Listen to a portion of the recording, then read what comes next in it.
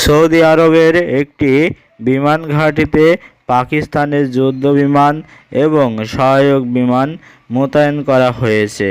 দুই দেশের মধ্যে পারস্পরিক প্রতিরক্ষা চুক্তির অংশ হিসেবে বিমানগুলো একই মধ্যে ঘাঁটিতে অবতরণ করেছে। সৌদি কর্মকর্তার এ তথ্য নিশ্চিত করে বলে জানিয়েছেন রয়টার্স।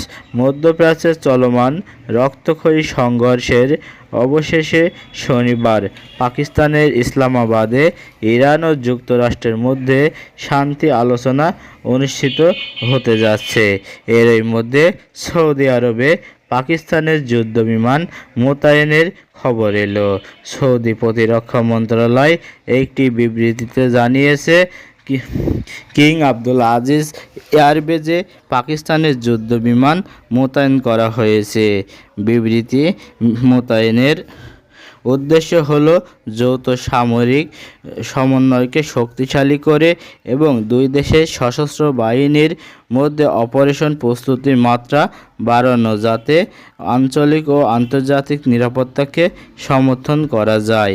পাকিস্তানের পক্ষ থেকে এখনও কোনো মন্তব্য করা হয়নি।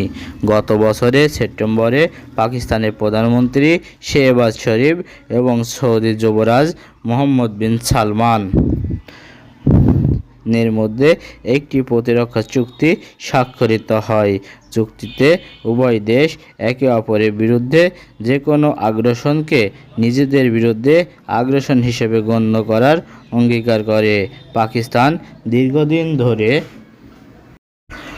দীর্ঘদিন ধরে প্রশিক্ষণ ও পরামর্শমূলক মোতায়েন সহ সৌদি আরবকে সামরিক সহায়তা দিয়ে আসছে। আবু সাঈদ